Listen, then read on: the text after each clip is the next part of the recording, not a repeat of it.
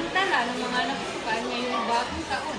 Sa makatuwid, makakasama natin sina Rizalyn at Tixie, Roy, mula sa iba't ibang lugar ng bansa. Mga reporter, ano ang mga balita ninyo? Salamat Binibining Nia. Dito sa Metro Manila, ayon sa mga otoridad, mayroong kabuuang 500 mga naputukan ngayong bagong taon. Ang mga ito ay nangyari sa iba't ibang bahagi ng lungsod, particular sa mga lugar na may mataas na densidad ng populasyon, tutukan kay Ginoong Roy. Maraming salamat Binibining Rizalyn.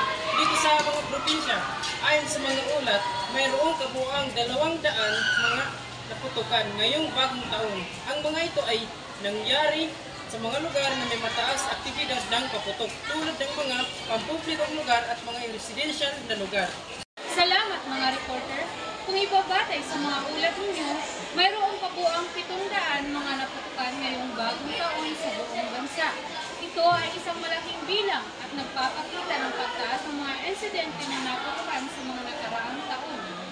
Ganun na nga Binibining Nia, ang mga otoridad ay nagbabala sa publiko na mag-ingat sa mga paputok at sundin ang mga alituntunin sa paggamit ng mga ito.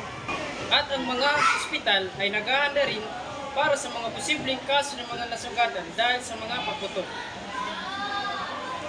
Salamat mga reporter. Ito ang mga balita natin ngayong gabi. Mag-ingat po tayong lahat.